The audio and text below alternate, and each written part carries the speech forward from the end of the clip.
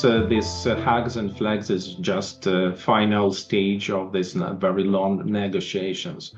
And every prisoner swap is unique. And of course, it takes months of negotiations with Russian side. You can judge by yourself if I'm telling you the truth just by looking at these photos right here. This is my comrade, Uncle Kola, his call sign was.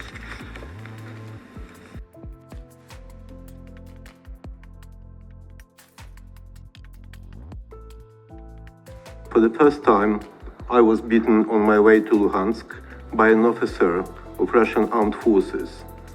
He wanted prisoners of war to repeat after him quotes from Russian president's address regarding history of Ukraine.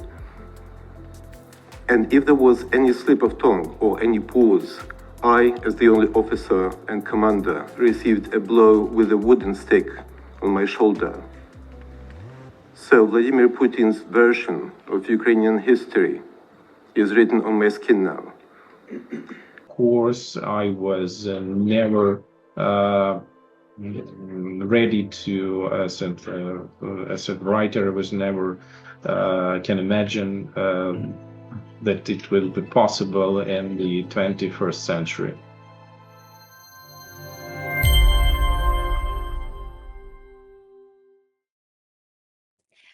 Hello, I'm Jenny Klochko, and you're watching my podcast, the platform for guest stories beyond your daily newsfeed. Today, I would like us to discuss the prisoners of war. My guest today, Petro Yatsenko from Ukraine's headquarters for the treatment of prisoners of war. I would like you to know that Petro is an author of 11 books, among them fiction, non-fiction, books for teenagers. He's a pan-Ukraine member.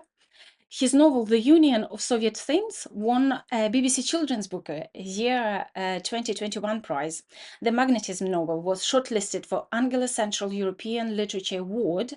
The novel Don't Listen, Don't Speak, Don't Look won the UNESCO City of Literature Award in 2018. So you see a successful writer, joined armed forces, and now he is part of the team who takes care of returning Ukrainian soldiers, civilians from Russian prisons. Hello, Petro, how are you today? Hello, nice to hear from you. And yeah, we are okay. And I'm on my service and I have some limited time, but it would be very good to talk about all this topic, the prisoners of war and all around. Let's start from the top event. For the moment, it's 3 former prisoners of war have just been at the meeting at UN headquarters, and they shared their powerful insight what they went through. So one of them, Maxim Butkevich, my ex-colleague from BBC Ukrainian.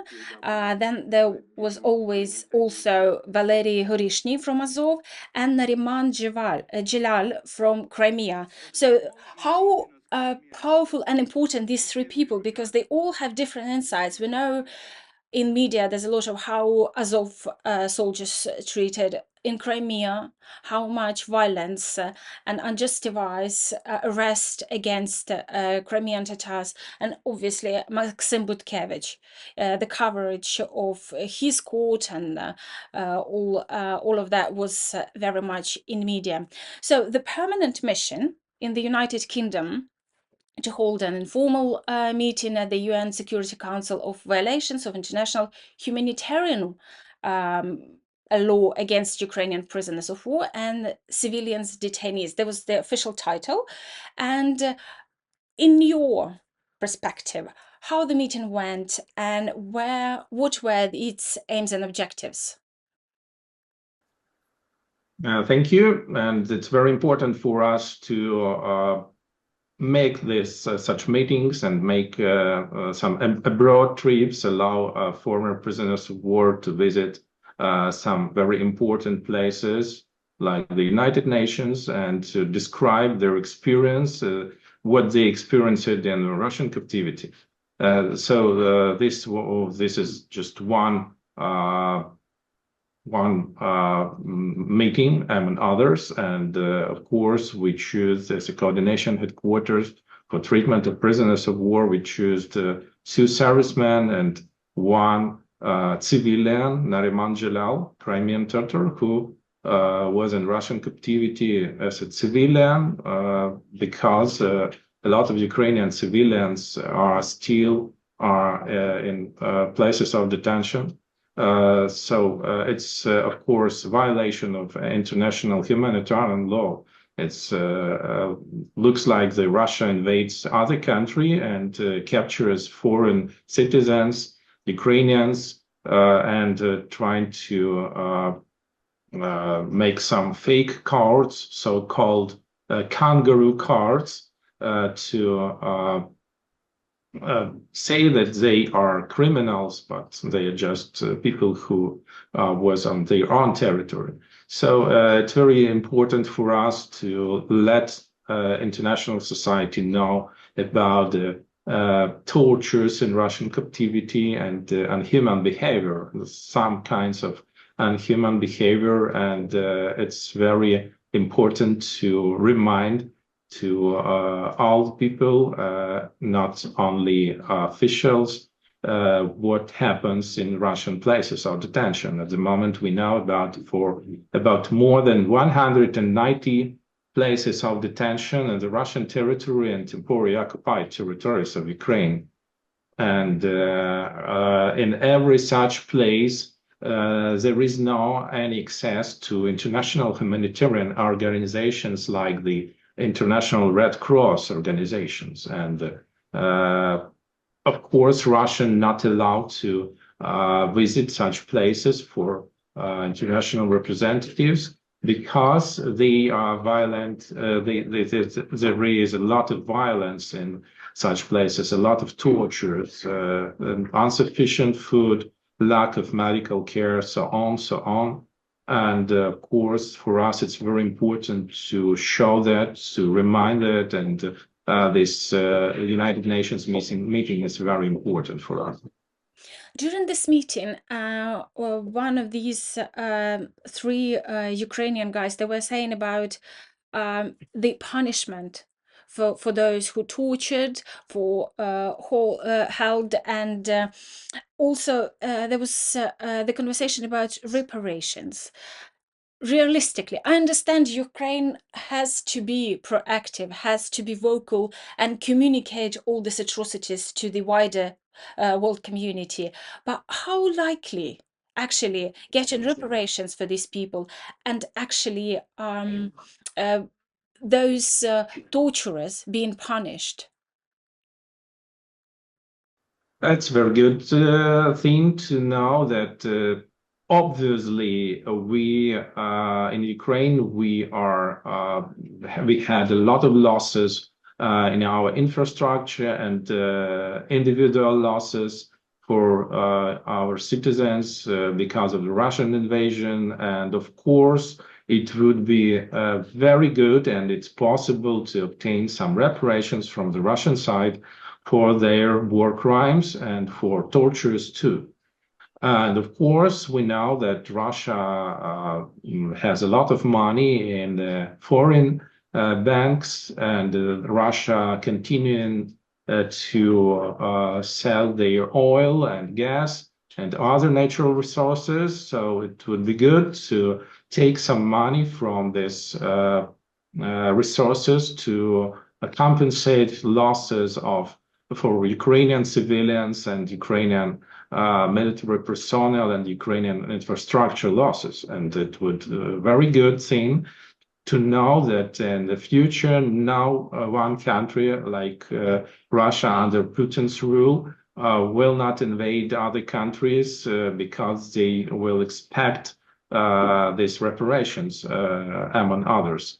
So it's very good thing, and it looks like it's very hard to achieve. But of course, in case all outer world will make a pressure to Russia, it can be possible, of course.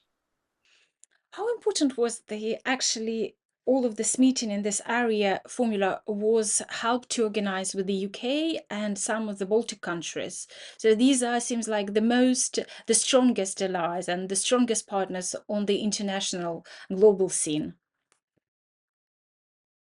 Yeah, it's very important to have very powerful allies for every country who are near the Soviet, post-Soviet empire, because on my mind, Russia still is an empire.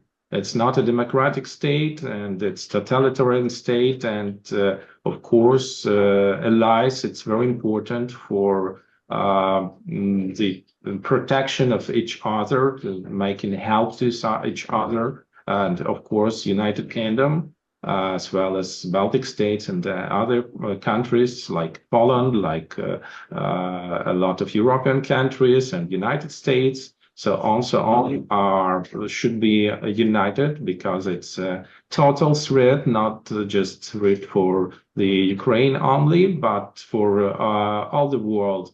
And of course, we know the Russian plans to invade a lot of countries, and of course, the Russian have some preparations to do that, and a very good idea to be prepared for such things. And I hope it will never happen, but every country should look at Ukrainian experience and be prepared, well prepared for the Russian invasion. As we're speaking today, recording our interview, and by yesterday, seriously ill and injured Ukrainian detainees were returned home. When I was looking at those dramatic photos preparing to our interview, and I'll be honest, it was difficult to not to cry looking at those caravans of ambulances on the snowy road and faces of people. I sense like they still can't believe they are already home, they are safe. How difficult was to return those guys? Yeah, yesterday we had very, from the one side, very happy thing that we have repatriation of heavily injured people, heavily injured soldiers from the Russian side. It was mutual repatriation because we repatriated also heavily injured Russians to the Russian side. Uh, of course, these people who was in Russian captivity were for such a long period, more than 2 years. It's very difficult for them to believe they are already free and they can obtain any help from our side, recreational help and health care, so on. But of course, they are very ill, they are heavily injured, and they need a very long period of time to be healthy, to be reintegrated to Ukrainian society. And I hope that such a repatriation, such kind of repatriation will happen soon in the future because it's very important. And according to the South Geneva Convention, it's very important to repatriate such heavily injured and ill persons from as soon as possible. But the Russian side never agreed to that. So it's a very rare case during such Russian invasion for more for more than 2.5 years. And of course, we are working hard in coordination headquarters to make that possible again and again. But how difficult and how long was this negotiations process from the moment you had confirmed list of 25 people to the point you were handing them flags, food, hugs yesterday? Yeah, of course, it's this hugs and flags is just a final stage of this very long negotiations. And every prisoner swap is unique. And of course, it takes months of negotiations with Russian side. And of course, we have a lot of heavily injured Russians in our places of detention who are ready to be exchanged. But looks like the Russian side forgot about them.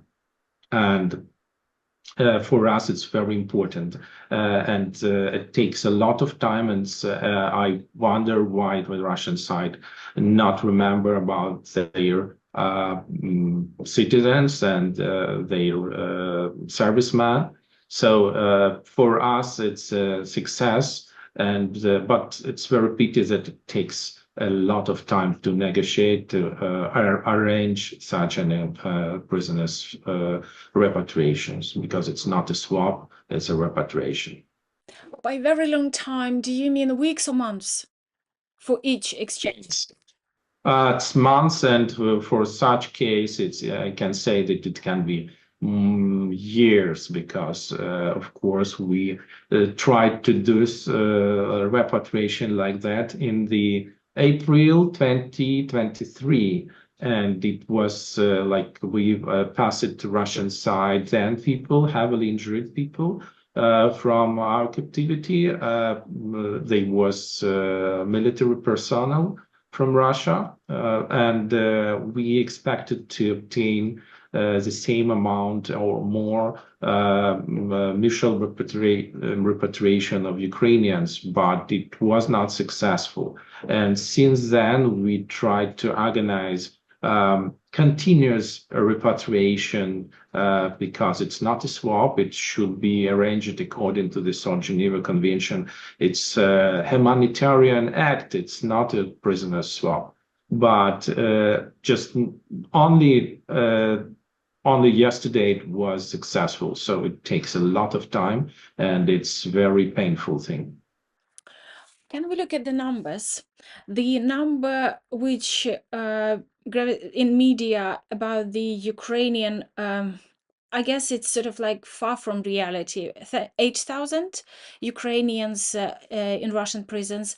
And I think during this session in the UA, there was 140 died. They didn't make it through the captivity. How realistic these numbers? And how close they to the actual figure? Yep, unfortunately, Russia never shares with us any official information about Ukrainians who are still in Russian captivity. They never shares any lists, official data with us. So we are trying to gather this information from different sources, and of course, it can be full. So we are afraid to like confirm some numbers, but the total number is very close to your amount. And of course, we should know that also a lot of civilians are on this number too. So we are trying to work with international Red Cross organizations who can confirm the fact of being in Russian captivity through the Geneva, but it takes a lot of time. And of course, ICRC representatives have no access to these people, so they can check whether this person is really in captivity, whether this person is alive or not, what this person's health conditions.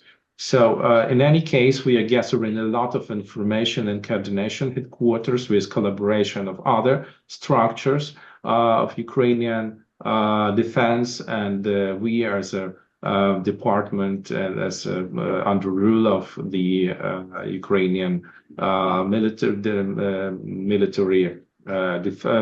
intelligence, we are working closely with different sources, but we never share the exact data, because it can be official or proved.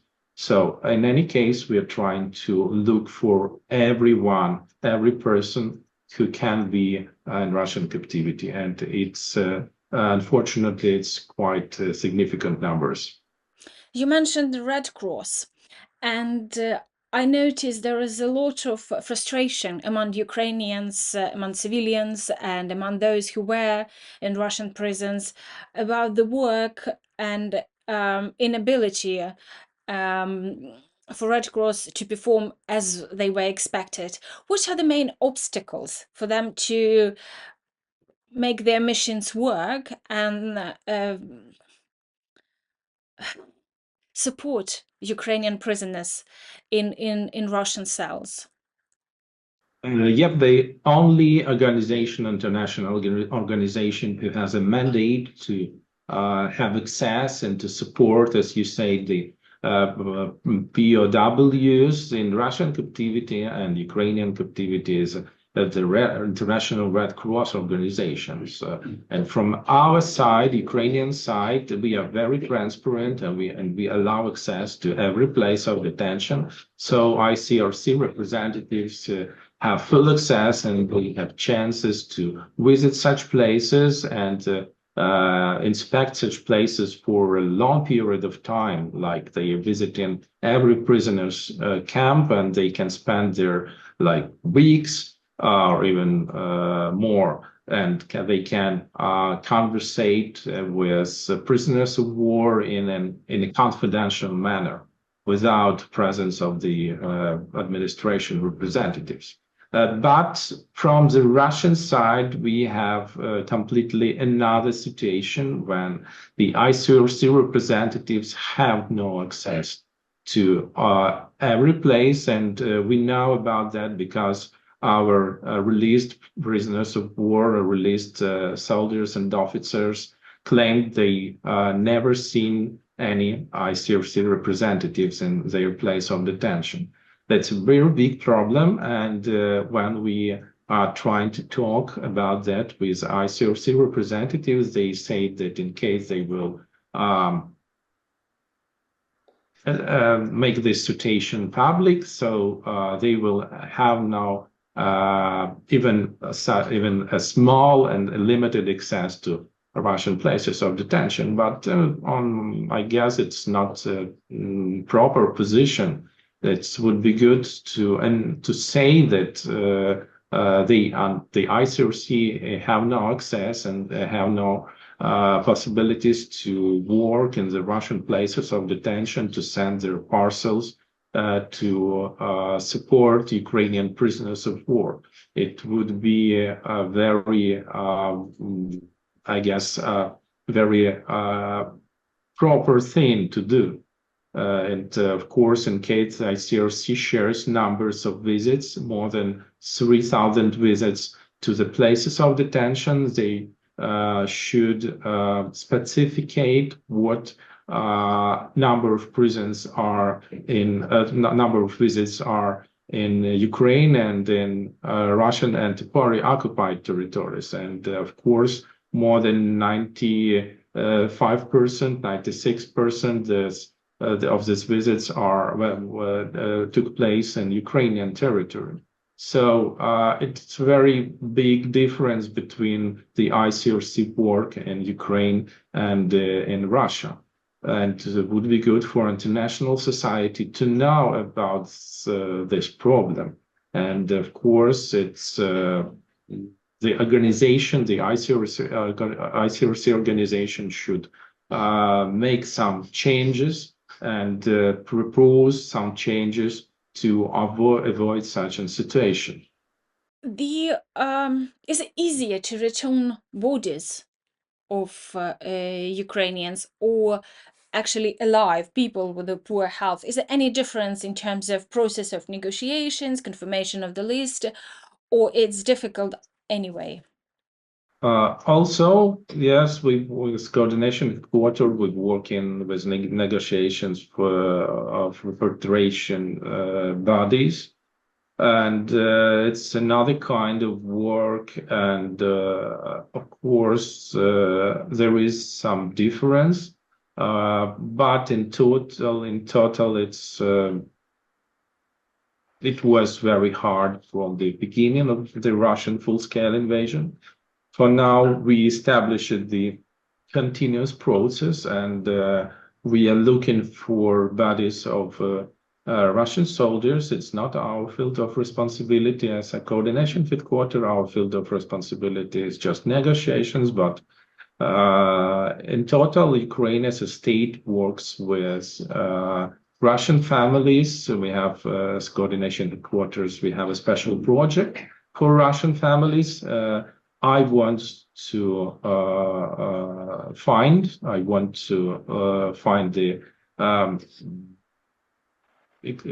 disappeared servicemen, so they can write their requests to the special telegram board, and Our specialist will help to look through the lists of Russian prisoners of war or lists of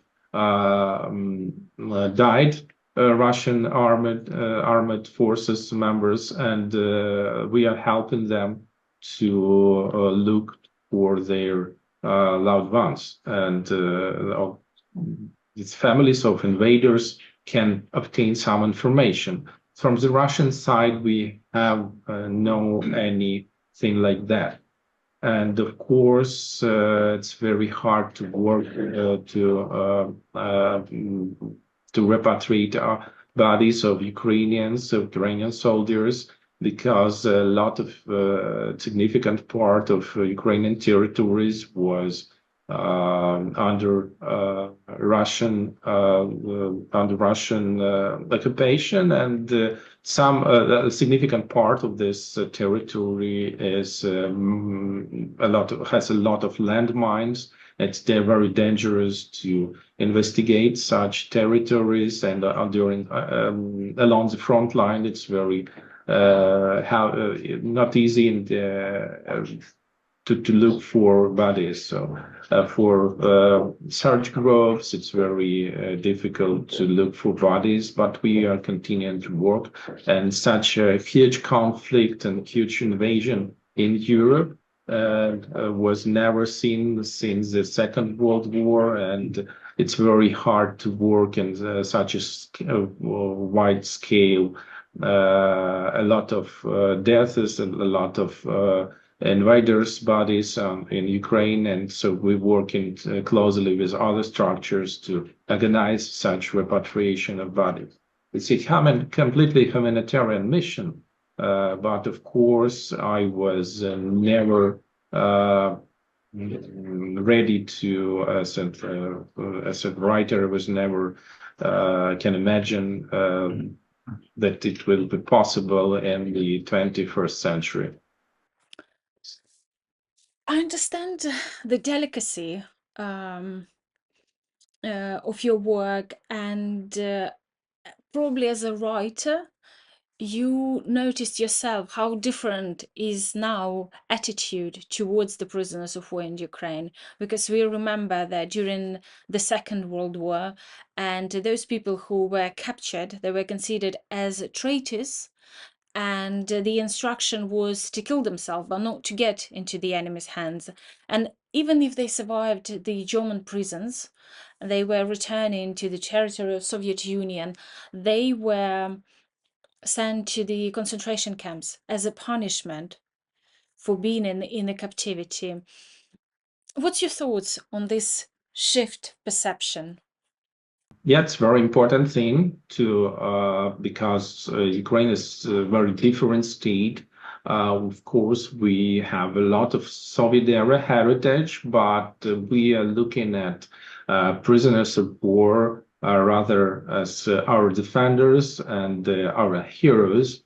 And of course, we know that it's a war, and it's possible that a soldier can surrender and save his life in some situation where when he is out of a weapon, or it's like he's injured. So it's usual onto the battlefield to have such possibility to save your life. And I know what you're saying about from the Soviet era, Soviet Union era, because my grandfather, he was a worker in the Deutsch agriculture sector, and he was a teenager during the Second World War, and after his return back to home, he was imprisoned as a collaborator or something like that, because the Soviet Union people like him and the former prisoners of war was like criminals, and it was very difficult for them to live their lives after such a period. But in Ukraine, we have, of course, a totally other point of view. And of course, we are recognizing and we taking care about every Ukrainian soldier and every Ukrainian officer who are returning back from the Russian captivity. We are covering them with love, and they have any help, of course, psychological help, and some we have special programs to rehabilitate them and return them back to society. And of course, we have, unfortunately, we have a very deep experience in that during the Russian invasion. During the Russian invasion started since 2014, and more than 10 years of Russian invasion gave us a lot of experience to work with such people. Of course, every month in Russian captivity, every day in Russian captivity, it's very dangerous for the health and mental health of Ukrainian people. Russians are trying to, for example, to erase our national identity. The prisoners of war are forced to study Russian songs, some Russian propaganda. They've been brainwashed, and they were banned to speak Ukrainian with each other. And of course, it's very difficult to be in such conditions with a lot of tortures, everyday tortures, the practice of the very high pressure. And of course, it's very difficult for them to survive. And of course, for us, it's a challenge to help them to be back to the normal life. And of course, our specialists say that in case the physical damage can be erased, can be worked with it very properly, but the psychical damage, it's very difficult to erase, because your brain will remember the pain of such tortures, and it's very important to work with such conditions, such an experience, and sometimes it will take all the rest of the life of such a person. I'm going to ask you a very sensitive question. And Ukraine, I mean, I've never been, as a journalist, lucky to be present at the exchanges. But I always sort of like look the footage, the videos, everything.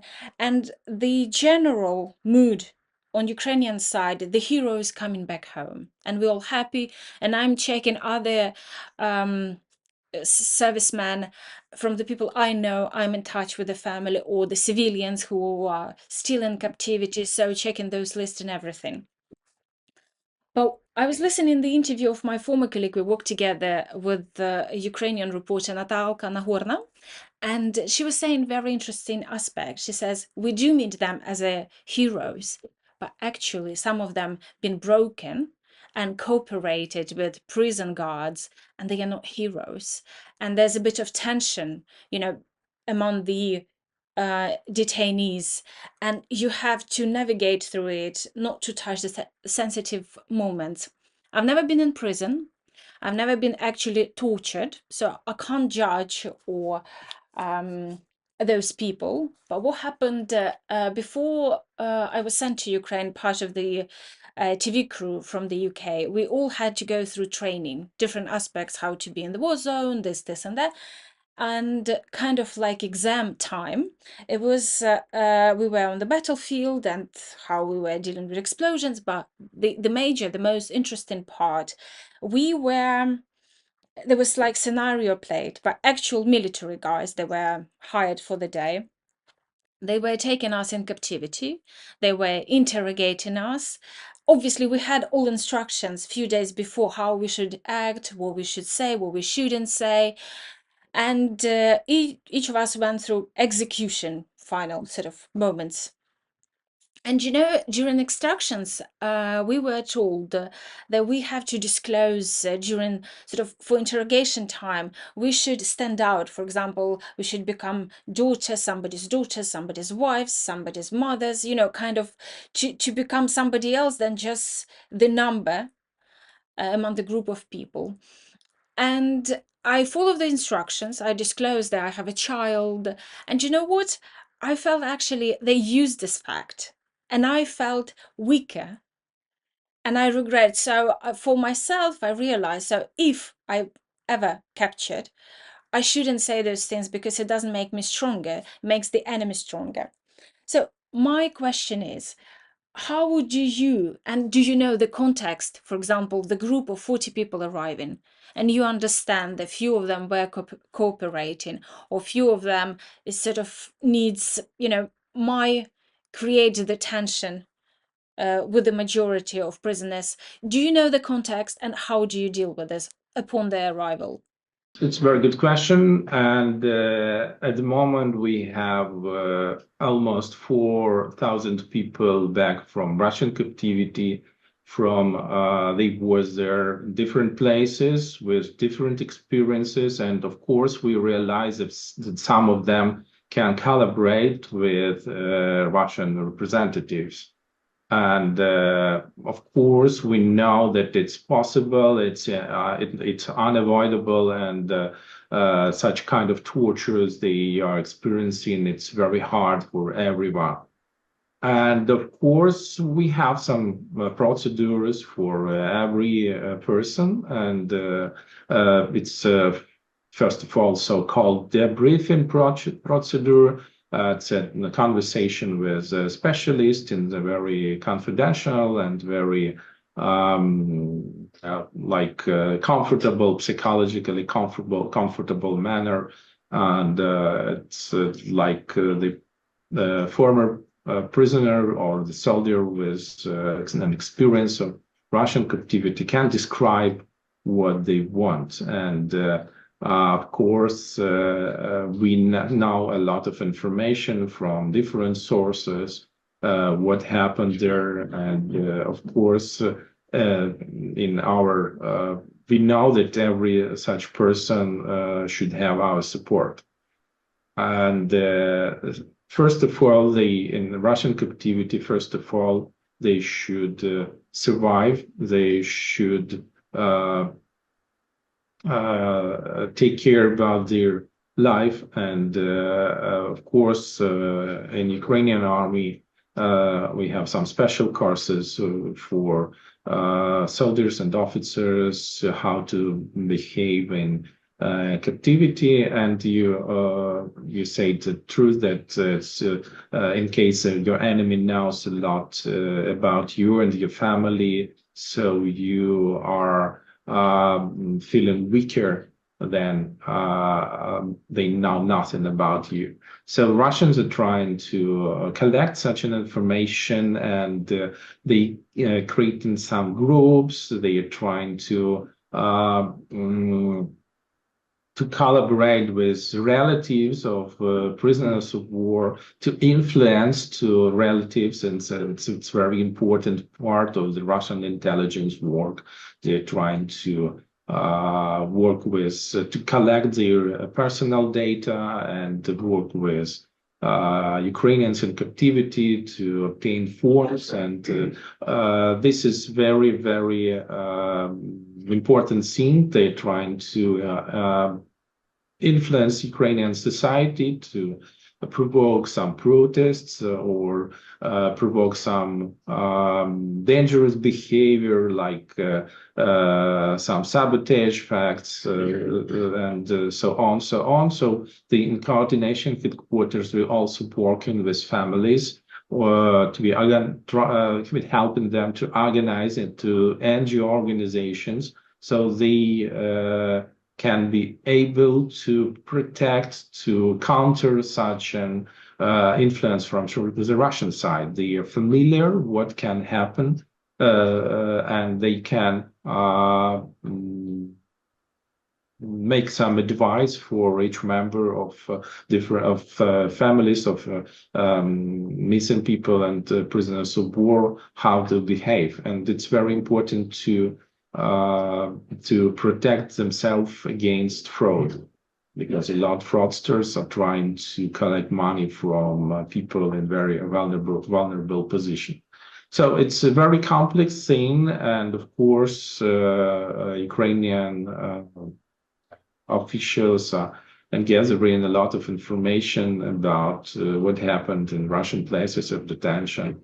And of course, we should realize that not all of them are heroes, but the majority are really heroes, and it's like a part of our work. We know that it's very hard to every person to be in such kind of captivity in Russia, because with no rules, with no support from the outer world, with no space to help themselves with everyday tortures. So it's very hard for everyone, and our aim also to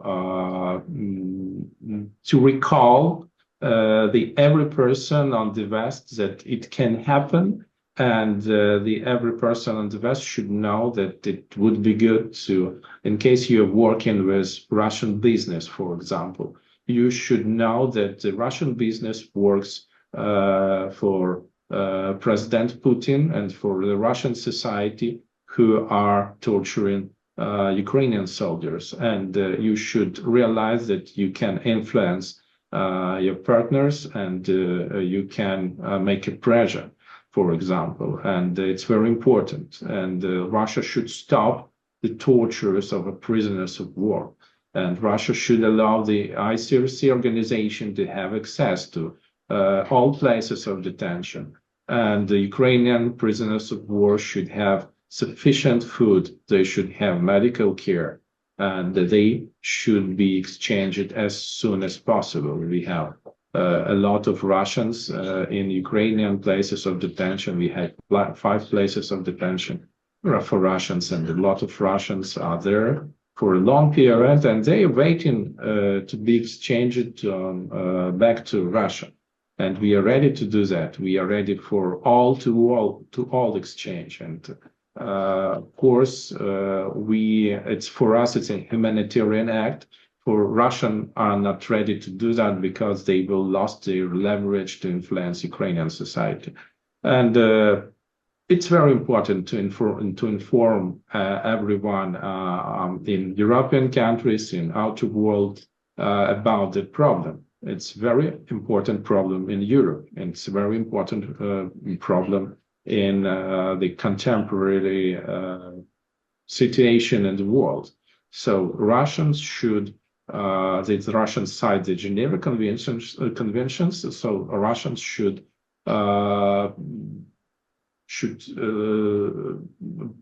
be responsible for that. Another big chunk of work is the work with the families. In Ukraine, when I was and still I see this coverage in the media, on weekends there's meetings in the public places like squares, where even celebrities join in and reminding that there is prisoners in captivity, and we should remember about them, and this and that. And apparently, for former prisoners, they say when they found out upon return, it's important for them. Because the most painful thing, being in a cell and knowing that everyone forgot about you, they don't remember, they joined their lives. So your name, I've heard from a few relatives with people you were meeting, and they were very kind and they were very appreciative, your attitude to the work you do. How difficult is that? And also, I know that Kirill Budanov is joining for some meetings, and I guess when he's there, it's more kind of like inspiring and uplifting mood in the crowd during those meetings. Kirill Budanov, the chief of military intelligence of Ukraine, is very kind to, and he's very, he feels his responsibility, and of course he joined a lot of these meetings with families. He's very busy person, but we know that he looks time to be involved, to conversate with families, and of course it's very important for these families, so they are not feeling lost. They are feeling that the organization, the coordination headquarter, and the chief of the military intelligence and other representatives are of the Ukrainian government, and Ukrainian President Zelensky also are closely working with, and the president administration closely works with relatives and families. And of course, it's meetings are very important to recall this Ukrainian society to know about imprisoned society members, imprisoned our defenders, and imprisoned civilians. And it's a very good thing to work on the internal work in Ukraine. And of course, another part of work is to involve the family members to international scene, to have some activity on the international places like European Council, like United Nations, like visits to the very important international persons like the Rome Pope, and so on, so on. And it's very good thing that we can do that, and we can organize such visits for families too. Is war a good time to write the books, or it's a good time to absorb everything and later to make it a book? I mean, you as an author, you can't resist, it's like having this, your creative part there, and especially with your unique access to this bleeding wound in the Ukrainian society during the war. Yeah, from the one side, from the one hand, of course, it's I have a lot of facts, and they make a lot of notices. And from the other hand, I have the time to work on the on my books. I'm working on my book about the biggest prisoners camp situated in the west of Ukraine.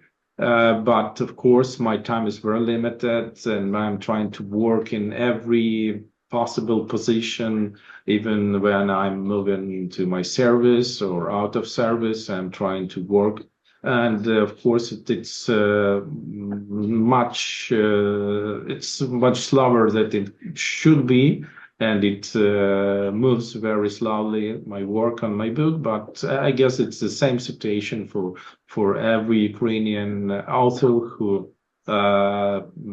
a serviceman. So I met my friends who are servicemen too, so they have the same problem. So during the war, the main thing you should do your work on your service, and of course it's a time when significant part of Ukrainian culture is on pause. But I guess we will be able to do a lot after the war, and I guess this work on my book will finish, will be complete this year, so I can publish that. We can have another interview about your book and about the Definitely. moments. There's in the West, there's the first association or with the prisoners of war. There's a film which was made in 1963, The Great Escape. It's actually adventurous saga on true events. There was the plan to escape 200 people, 73 escaped, but only 3 made it to the safety. And it's adventurous film. And for Ukraine, at the moment, everything what's related to prisoners, especially after explosion at Olenivka, when so many died and didn't get any medical help. Do you think, as an author, as a philosopher, as an observer of life, do you think Ukraine will heal those wounds and be able to produce some sort of fictionalized true event stories, which kind of more inspire rather than break in your heart? I guess during the war, you are experiencing a lot of blood, a lot of pain, a lot of very unhuman things. But the more time passed, the other point of view can be possible. And of course, I'm pretty sure that in the future, we will work like Ukrainian. We will work on movies and some series and novels about the Russian invasion. But from at the moment, in the moment of war, we are just people who are trying to document these war crimes, document the reality. We are trying to document the way of thinking, and of course, the Western culture in 60s. Last century was different from the point of view in the middle of the Second World War. So I guess it will be possible, but not now. Petro, you as recognized, respected, and award-winning author, you could have been doing work for Ukraine, being outside of the country, and doing the communication work with the influential institutions. But you stayed and you joined armed forces, and I'm sure there are complex of reasons why you stayed. But I suspect there's one of them because you love your country. My question is, why do you love Ukraine? Well, it's from the first day of the Russian invasion, when I was in Kiev and I saw the very long queue of cars and people with their home animals, pets, fleeing this big city and trying to escape the Russian troops, and I was like in the opposite direction and so I was wonder, is it possible that such a big European nation and nation culture can be completely erased and occupied by the Russian enemy who wants to destroy Ukrainian nation, not just only occupied territory. We witnessed the ruined libraries. We witnessed how Russians are engraved a lot of cultural artifacts from museums, so on, so on. And for me, it was like unbelievable. So I decided to do something to counter it. And first, what I made is my project to send children's book to European countries and to London, for example, where Ukrainian kids were in the shelter, but without Ukrainian books for kids.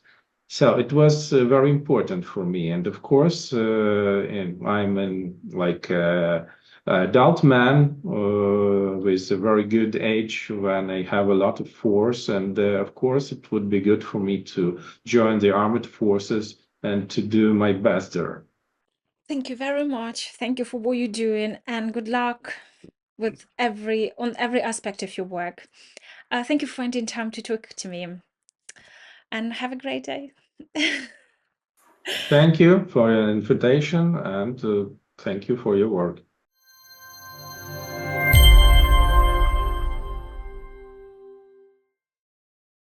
Thank you for watching. We discussed the Ukrainian war prisoners in Russia and aspects of returning it with Petro Yatsenko, award-winning author who joined armed forces and doing his best to help those who were captured by Russian Federation. Let me know what you think. If you have any questions, let's discuss it. I'm looking forward to reading in the comments. And please, please, please don't forget, like, share, subscribe if you haven't. What are you waiting for? Subscribe, hit the button. It helps a lot to promote my YouTube podcast. Thank you for watching and have a great day. Bye.